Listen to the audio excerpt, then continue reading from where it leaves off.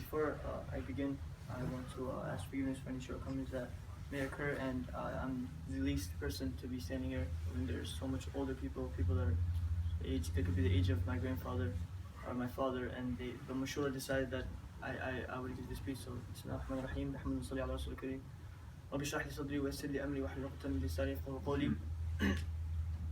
قال الله تبارك وتعالى في القرآن المجيد بعد أعوذ بالله من الشيطان الرجيم بسم الله الرحمن الرحيم ادعوا ربكم تضرعا وخفية إنه لا يحب المعتدين. وقال النبي صلى الله عليه وسلم إن الله تعالى يقول أنا عند ظني بي وأنا معه إذا دعاني، أو كما قال عليه الصلاة والتسليم. وقال النبي صلى الله عليه وسلم أيضا إن الله لا ينظر إلى صوركم ولا أجسامكم ولكن ينظر إلى قلوبكم وأعمالكم. وصدق الشاعر إذ يقول ولدتك أمك يا ابن آدم باكيا والناس حولك يضحكون سرورا فاجهد ليوم أن تكون إذا بكوا في يوم موتك ضاحكا مسرورا.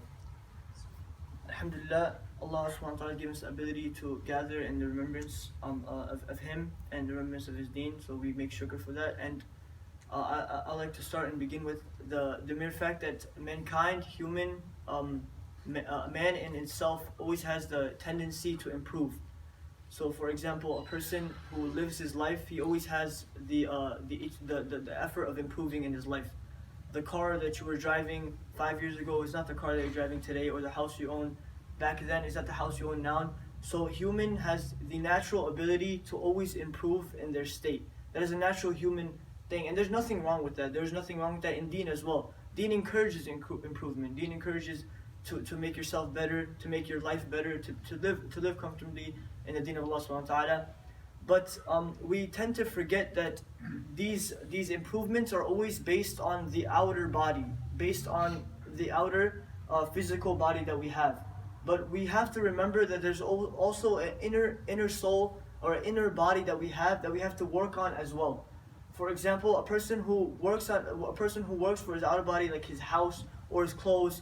Like for me, for example, I have this tendency as well. Like if I buy a pair of shoes, I would want another one for the next week, or I want another one a year later, even though I just bought these shoes. Similarly, there's also these qualities that are inside a human that they must work on to improve. Like sabr, shukr, they have the quality of brotherhood, the quality of forgiveness. And these qualities are what Allah subhanahu wa ta'ala looks at. These are the qualities that really matter. This is the effort that really should be made. And we tend to forget this because it is the dunya that deceives us from this.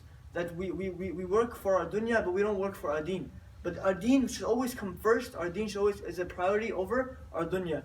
So these inner qualities must be improved on, because this is what Allah subhanahu wa ta'ala looks at. The Prophet says, "Inna Allah la yanzuru ila surikum wa la ajsamikum." That Allah subhanahu wa ta'ala does not look at your appearance, or He does not look at your body. وَلَكِنْ يَنْظُرُ إِلَى قُلُوبِكُمْ وَأَعْمَالِكُم. He looks at your hearts, and He looks at your actions. He looks at what's inside and not what's outside, because that inside is what matters.